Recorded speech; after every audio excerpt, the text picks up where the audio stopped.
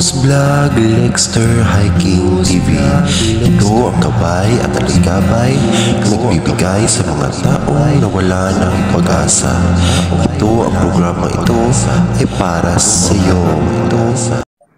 Magandang hapon sa inyong lahat. Ito muli ang inyong host na si Lexter Hiking TV. Ito ang gabay at aligabay. Ngayon lang po tayo ulit nakabalik mag-broadcast dito sa ating studio, no?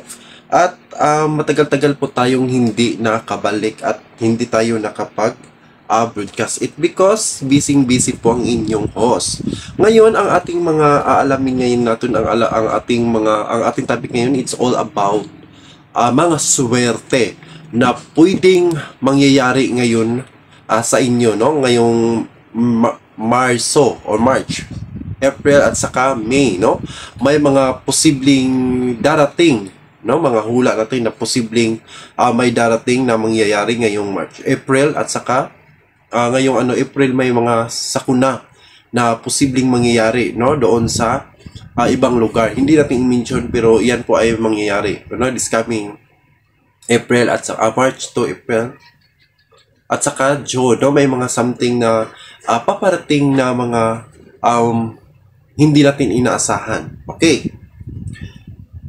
Okay, bago pa naman ang lahat is maghuhulang muna tayo, no, sa mga posibleng mangyayari ngayong taong 2024, ngayong this coming month, kung anong mga posibleng dumating, kung ano pong mga posibleng mangyayari. Okay, base sa ating gabay, base dito, una, pinapakita po dito na ang mga interest or something na pag-away-away ng mga politiko or politician or something na parang magulo. Ang nakikita natin dito is medyo magulo, no? Dahil po sa committee or dahil po sa mga politics, no, or politiko, no? Or maipipiktuhan po ang iba't ibang uri or iba't ibang barangay, iba't ibang lugar, no, or lungsod, no, sa Pilipinas. Okay, ito ay something na mangyayari or may mga kaguluhan na mangyayari. Okay. Pangalawa is ito ay pag-away-away dahil sa mga kapangyarihan. Ginagamit ang kapangyarihan, ginagamit ang politician or politiko. Ito ay upang mabuo ang samahang parang something na lumayo na sila, no? Or something naghihimagsik yung mga katauhan or gumawa sila ng batas or hindi po batas, ito ay grupo upang pugsain ang gobyerno, parang something ganon or something gumawa sila ng hakbang, parang ganon ang nakikita natin. Ito ay mga hula lamang base po sa ating nakikita. Pangatlo is ito ay gusto nilang kalayaan. Dahil gusto nila makamit yung hindi maabusuhan dahil nakikita nila parang inabuso na po yung kapangyarihan. Parang gano'n, no? Gusto nilang maglungsad ng ibang lugar or ibang bansa. Para ito ay, dahil po ito ay para malayo sa mga kapahamakan, dahil ilayo sa mga posibleng delikado. Parang gano'n. Okay. At nakikita natin dito, posible po magkakaroon ng tag-init at magkakaroon ng mga losses or something na mga problema, no? Dahil po sa panahon, weather, or something na tagtuyot. Ito ay paparating na problema din ito, no? Sa ating bansa. Panglima is ito ay parang kinukuha yung hustisya, nangailangan ng hustisya yung all of nation, parang lahat, no, ay kailangan na gumalaw, kailangan makamit yung hustisya, kaya parang nag-away-away po ito, no. Malakas po yung kapit at maipiktuhan po lahat ng tao or yung buong bansa natin dahil po sa ganitong sitwasyon, dahil po sa ganitong awayan, no. At yan po ay mga nakikita natin. Okay. So, ayan, no, ito po ang ating gabay at aligabay. At hindi pa kayo nakasubscribe sa ating YouTube channel, huwag kalimutan mag-subscribe sa ating YouTube channel, Lexter Hiking TV. At hindi ka pa nakasubscribe, subscribe na at mag-click all bell para lagi po kayong updated sa ating mga bagong pangitain, bagong hula, no, sa ating programang Gabay at Ligabay. Okay, ito po ang programang Gabay at Ligabay at ito ang ating main channel, Lexter Hiking TV, no? Ayan. So matagal-tagal po tayong hindi na naka-live, no? At hindi na tayo nakapag-salita dito. Dahil po ito ay something may mga problema din tayo. Ayan po. So ganun talaga ang buhay natin. So medyo busy-busy tayo. Okay. Patuloy tayo, huhulaan natin ang kaarawan, no? Yung May, ngayong nagbe-birthday ng May. Tignan natin yung gabay mo at aligabay. Sa May po ito, no? Para sa May.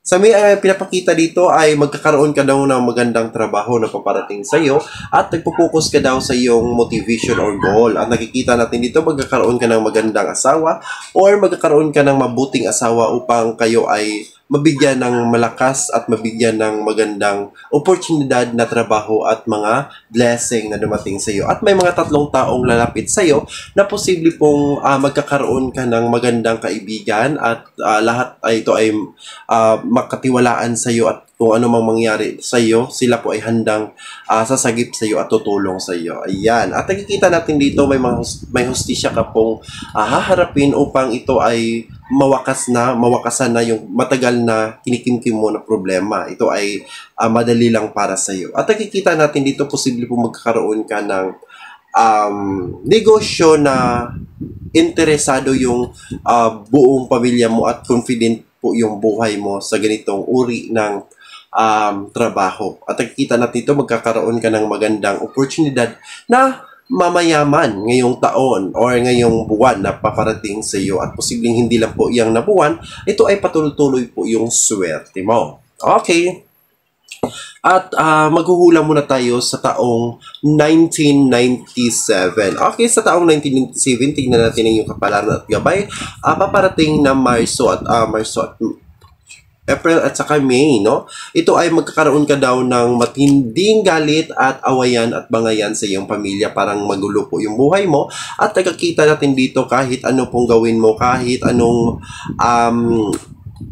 pagbabago na gusto mong makamit pero ito ay kulang pa rin. Kahit ano pang gawin mo sa trabaho, ito ay kulang pa rin dahil walang bas-bas at kulang sa motivation yung gusto mo mangyari. Ito ay nagkakaroon ka din ng magandang kapanahunan, yung the last year, maganda po yung takbo ng buhay. Pero ngayon is medyo mahirap or tagilid ka po ngayon. At nakikita natin dito na yung mga kamay, ang lulutas or something yung decision mo, pwede pong magkakaroon ka ng magandang, malulutas mo daw yung trabaho mo, basta ito ay galing sa yung puso, galing sa iyong desisyon, galing sa iyong buhay, basta ikaw lang po daw ang makapagbabago sa iyong hinaharap na posibleng makukuha mo yung gusto mo. Okay.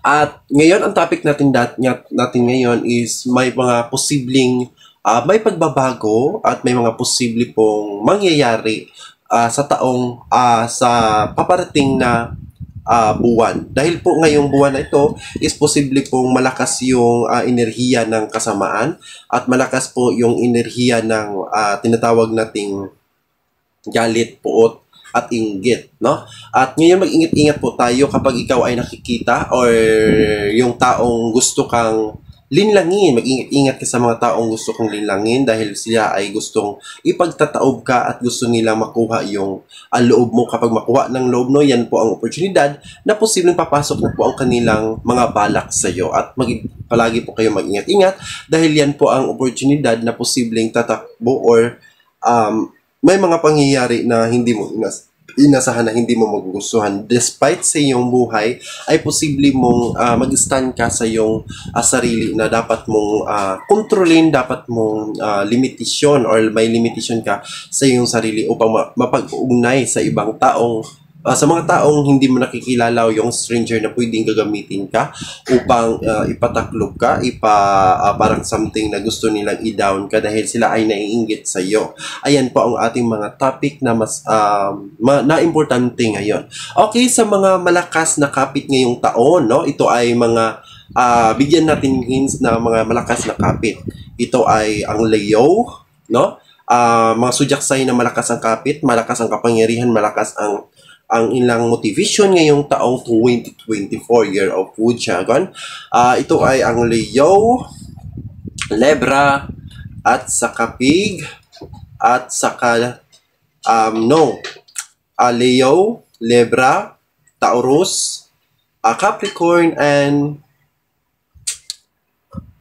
water, no? So yan po ay malakas na mga kapit, or malakas yung kapit, malakas yung enerhiya, malakas yung kapangyarihan, yung mahika, at may mataas na motivation at dignity sa kanilang sariling sa isa't isa nila, no? At malakas yung kapit at malakas yung ano nila, no, yung enerhiya nila upang labanan ang kanilang sarili, upang dalhin ang kanilang sarili, upang tukuyin, makuha, at ma-shield ang kanilang sarili. Kahit saan man sila mapunta, yan po ay malakas yung dating nila. So yan po ang mga nakikita natin, yan po ang ating topic, at malakas yung gabay natin sa kanila. Okay.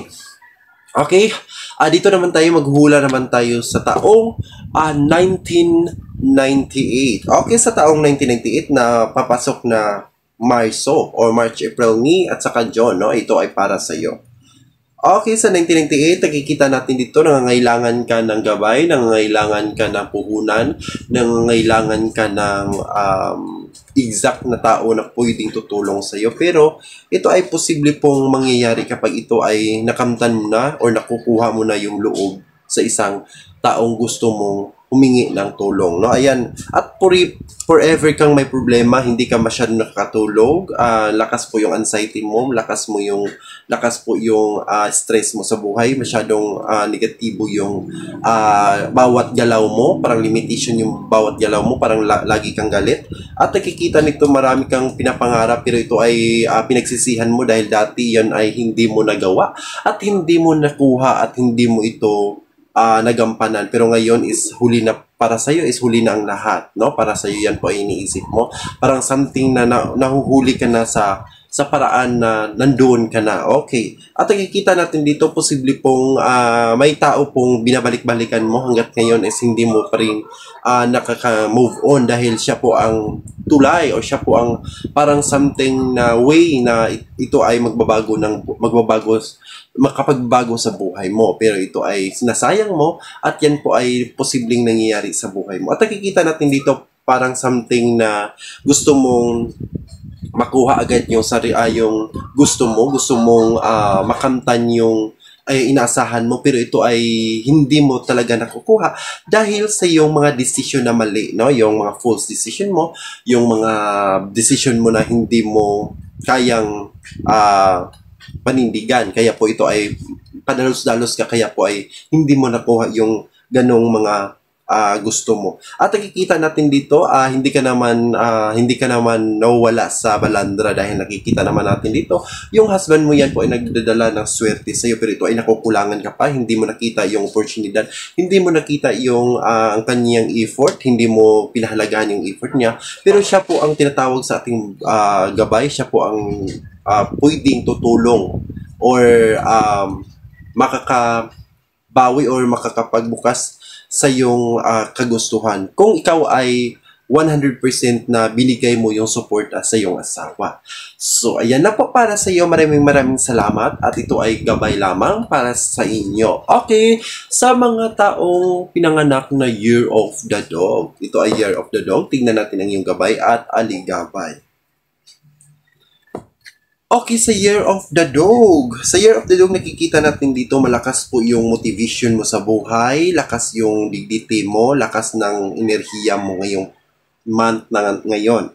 At nakikita natin dito, magkakaroon ka ng magandang oportunidad na asawa. Kung ikaw ay lalaki, kung ikaw ay babae naman, malakas po yung kapit ng asawa mo at posible pong magkakaroon ka ng magandang daan. At hindi po basta-basta hihiwalayan ka dahil po nakapa-disiplinado yung asawa mo or yung partner mo. Maswerte ka. Pero lang yun is may mga pinagdaanan ka talaga, no? May mga something na bad luck lang na dumadating sa iyong buhay. Pero ito ay dapat po ay patunayan mo na kaya mo, huwag kang matakot dahil ito ay may mga hangganan or something, may may something na